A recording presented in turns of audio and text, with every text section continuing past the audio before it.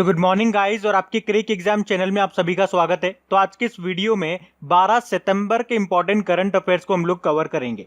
तो हमारा पहला और इंपॉर्टेंट प्रश्न है, हाल ही में जारी आर्थिक स्वतंत्रता सूचकांक यानी कि ग्लोबल इकोनॉमिक फ्रीडम इंडेक्स 2020 में भारत किस स्थान पे रहा है? तो आंसर होगा 105वें स्थान पे। तो अभी हाल ही में जारी ग्लोबल इकोनॉमिक फ्रीडम इंडेक्स 2020 में भारत 26 स्थान फिसल करके 105वें स्थान पे आ गया है। और ये जो रैंकिंग है 162 देशों की है, जिसमें भारत 105वें नंबर पर है। और इस इंडेक्स को कनाडा के फ्रेजर इंस्टीट्यूट के द्वारा तैयार किया गया है और भारत में इसे नई दिल्ली स्थित think tank centre for civil society के साथ मिलकर के जारी किया गया है। आपको बता दूं, इससे पहले 2018 में जब ये इंडेक्स आया था तो भारत उसमें 79 नंबर पे था और अब 105वें नंबर पर है।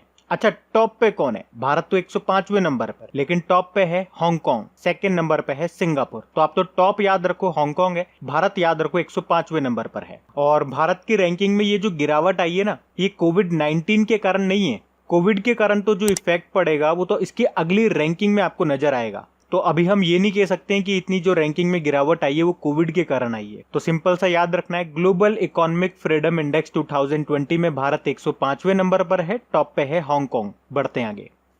फिर है, हाल ही में हुबली रेलवे स्टेशन का नाम बदलकर किसके नाम पे रखा गया है? तो आंसर होगा श्री सिद्धरूदा स्वामी जी के नाम पे। तो कर्नाटक में है ये हुबली स्टेशन, जिसका नाम बदलकर श्री सिद्धरूदा स्वामी जी रेलवे स्टेशन कर दिया गया है। हुबली रेलवे स्टेशन जो साउथ वेस्ट रेलवे का हेडक्वार्टर है। और आपको बता दूं, इसका नाम पिछले 5 सालों में ये दूसरी बार बदला गया है। अगर बात करें श्री सिद्धरूदा स्वामी जी की, तो ये भारतीय हिंदू गुरु और दार्शनिक थे और इन्हीं के नाम पे हुबली रेलवे स्टेशन का नाम रखा गया है। और हुबली रेलवे स्टेशन से कुछ याद आता है क्या आपको? भारत का सबसे लंबा प्लेटफॉर्म यहीं पे तो बनाया जा रहा है, जिसकी लंबाई है 1400 मीटर। बाकी अटल बिहारी जी से लेटेस्ट में आपको बताऊं तो अभी ग्वालियर चंबल एक्सप्रेस वे का नाम इनके नाम पे रखा गया। लालजी दास टंडन जो कि मध्य प्रदेश के आपके गवर्नर थे, लेकिन अभी इनका निधन हो गया।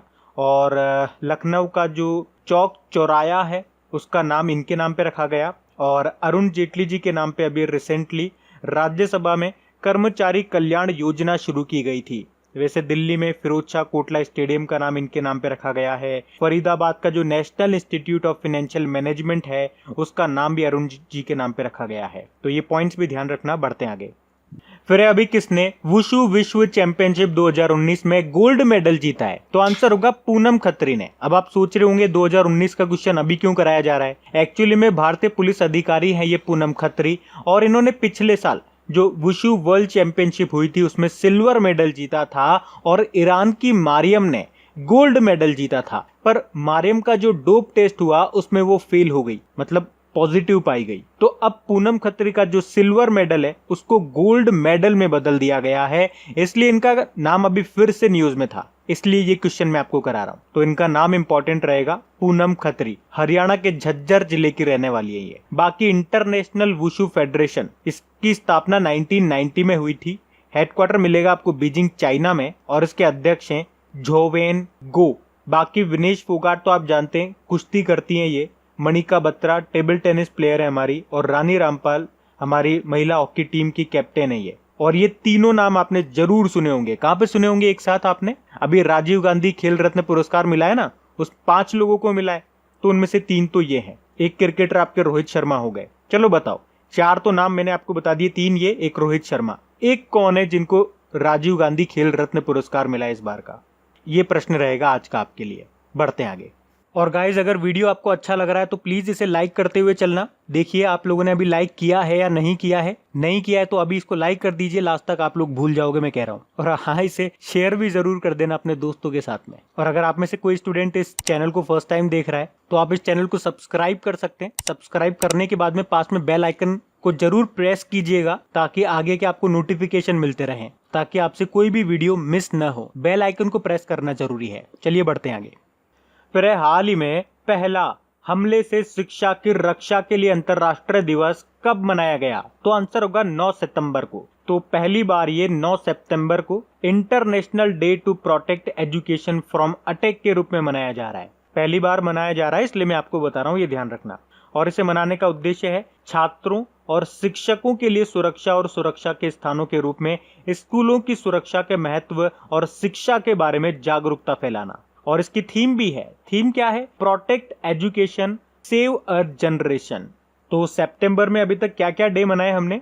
5 सितंबर को अंतरराष्ट्रीय चैरिटी दिवस मनाया, 5 सितंबर को ही नेशनल टीचर डे मनाया था, फिर 7 सितंबर को पहली बार international day of clean air for blue skies मनाया, 8 सितंबर को अंतरराष्ट्रीय साक्षरता दिवस मनाया और 10 सितंबर को वर्ल्ड सुसाइड प्रिवेंशन डे मनाया था, जिसकी थीम थी working together to prevent suicide. तो ये पॉइंट भी याद रखना, बढ़ते हैं आगे। फिर है 2016-17 से 2018-19 में भारत का रक्षा निर्यात कितने प्रतिशत बढ़ा है? तो आंसर होगा 700%। तो हमारे पहले चीफ ऑफ डिफेंस स्टाफ हैं जनरल बिपिन रावत, और उन्होंने कहा है कि भारत का रक्षा निर्यात यानी कि डिफेंस एक्सपोर्ट 2016-17 में 1521 करोड़ रुपए था, जो 2018-19 में 700% बढ़ करके 10,745 करोड़ रुपए हो गया है। इसके अलावा 2019 तक भारत दुनिया में रक्षा निर्यातकों की सूची में 19वें स्थान पर आ गया है। अच्छा, हमारे रक्षा मंत्री कौन है? राजनाथ सिंह है, जिनका निर्वाचन क्षेत्र लखनऊ है। बढ़ते हैं आगे। फिर हाल ही में किस बैंक ने स्टार्टअप और उद्यमियों के लिए आई स्टार्टअप 2.0 लॉन्च किया है? तो आंसर होगा आईसीआईसीआई बैंक ने। तो अभी आईसीआईसीआई बैंक ने स्टार्टअप और उद्यमियों की बैंकिंग जरूरतों को पूरा करने के लिए आई स्टार्टअप 2.0 नाम से एक प्रोग्राम लॉन्च किया है। ये प्रोग्राम स्टार्टअप के लिए उनकी बैंकिंग के साथ साथ बैंकिंग से अलग जरूरतों जैसे कि नियामक सहायता, अकाउंटिंग, ग्राहकों के लिए आउटरीच जैसी जरूरतों को पूरा करेगा। बाकी बैंक ऑफ बड़ौदा, अभी हमने पढ़ा था 2 दिन पहले ही, इंडियन बैंकिंग एसोसिएशन ने जो ईज 2.0 इंडेक्स जारी किया था उसमें टॉप पे रहा था ये। और बैंक ऑफ इंडिया भी पढ़ा था, अभी इसने सिग्नेचर वीजा डेबिट कार्ड जारी किया। और एचडीएफसी बैंक ने क्या किया था? अभी किसानों के लिए ई किसान धन एप्लीकेशन लॉन्च किया था। बाकी आईसीआईसीआई बैंक की बात करेंगे, मुंबई में मिलेगा हेडक्वार्टर, एमडी सीईओ संदीप। इसकी टैगलाइन है हम है ना ख्याल आपका। अभी इसने वॉइस बैंकिंग सर्विस भी शुरू की है और वीडियो केवाईसी सेवा भी शुरू की थी।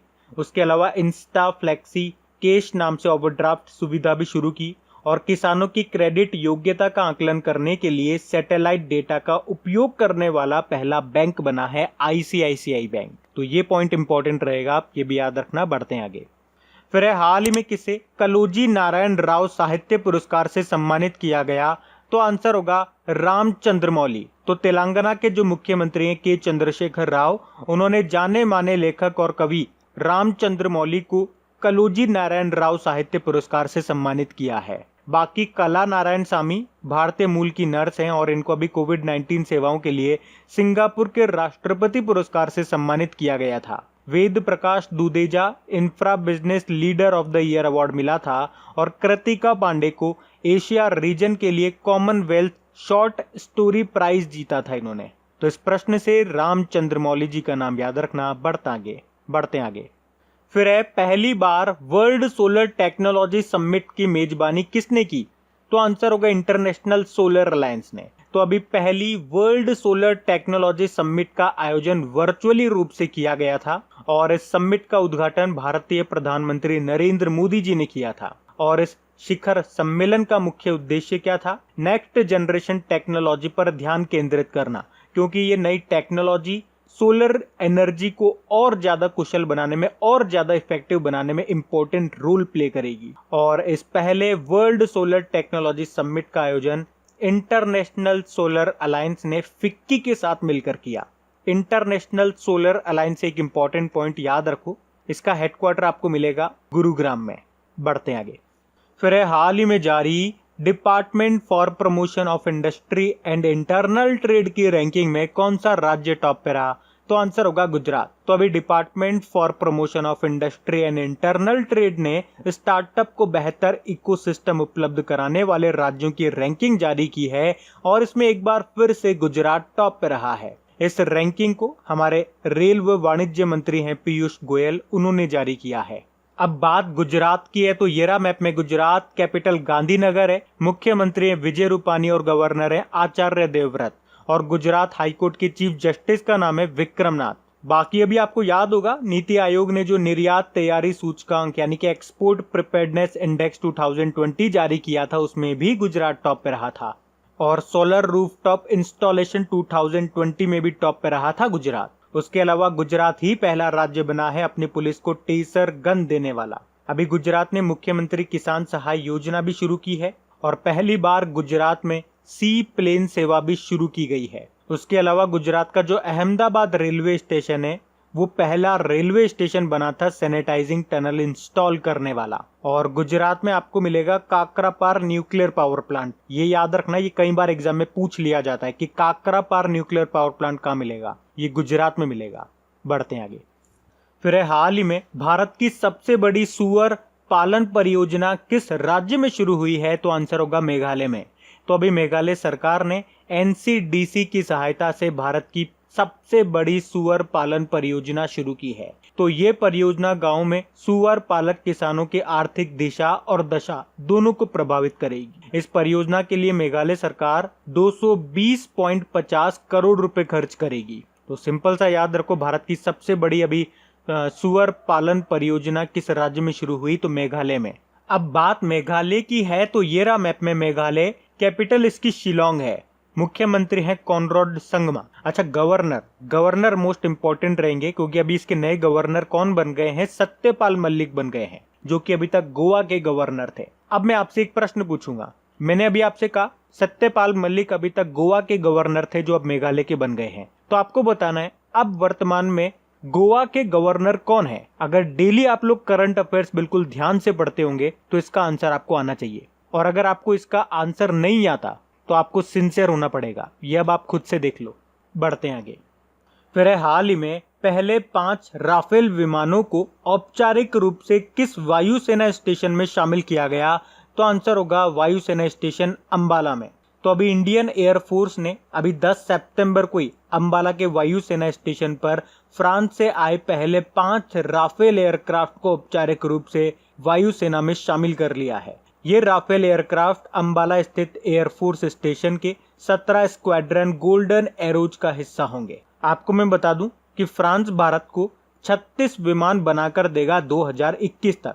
इसके लिए भारत और फ्रांस के बीच में 2016 में ही समझौता हो चुका है, और इसके लिए कितने रुपए का समझौता हुआ? 59,000 करोड़ रुपए का। और ये जो 36 राफेल जेट विमान होंगे, इसमें से 30 तो फाइटर जेट होंगे जबकि 6 ट्रेनर जेट होंगे। बाकी एयरफोर्स की बात है तो एयरफोर्स दिवस मनाया जाता है 8 अक्टूबर को, और हमारे एयर चीफ मार्शल हैं राकेश कुमार सिंह भदौरिया। बढ़ते हैं आगे।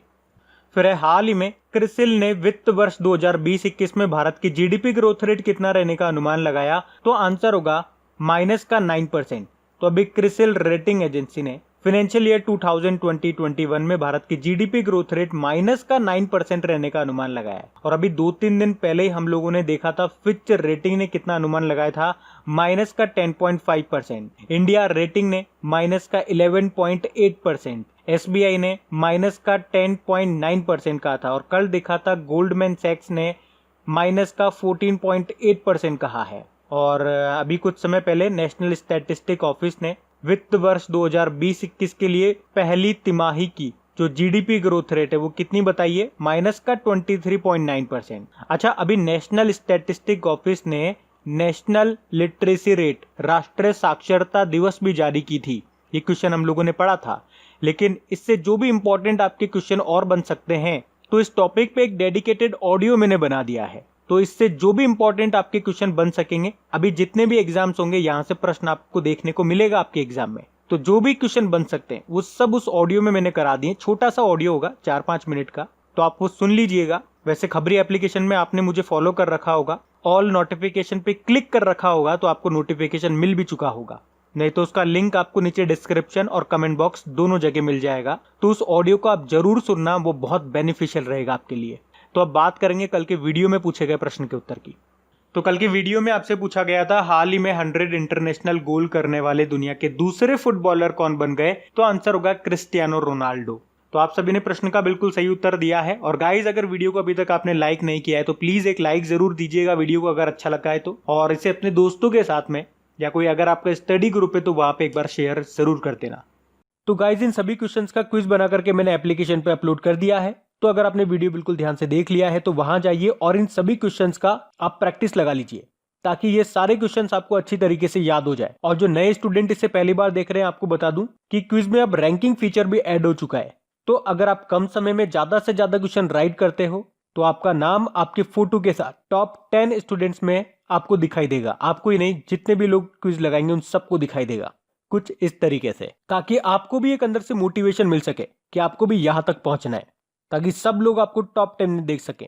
और वैसे भी आप तो आपके इन करंट अफेयर्स का रिवीजन करवाने के लिए मैं इसका ऑडियो भी तैयार कर रहा हूं। तो दिन में 4 से 5 मिनट निकाल करके वो आप ऑडियो सुन लीजिए, ताकि आपका इन करंट अफेयर्स का फिर से रिवीजन हो जाए। क्योंकि आपको पता है चीजों को पढ़ना इंपॉर्टेंट है, लेकिन समय समय पर उनका रिवीजन करना बहुत ज्यादा जरूरी है। रिवीजन नहीं करोगे तो वो सारी चीजें आप भूल जाओगे। तो आप ही के लिए मैं इसका रिवीजन ऑडियो तैयार कर रहा हूँ। तो उस ऑडियो का लिंक मैंने नीचे डिस्क्रिप्शन में दे दिया है, वहां जाकर के आप मुझे फॉलो कर लीजिए। और फॉलो करने के बाद में पास में जो बेल आइकन आएगा आप उसे जरूर दबा लेना, ताकि जब भी मैं ऑडियो अपलोड करूं उसका नोटिफिकेशन आपको मिल सके। और एप्लीकेशन अगर अभी तक आपने डाउनलोड नहीं किए तो उसका लिंक भी आपको नीचे मिल जाएगा। वहीं पे आपको क्विज, वीडियो, पीडीएफ सब मिल जाएंगे।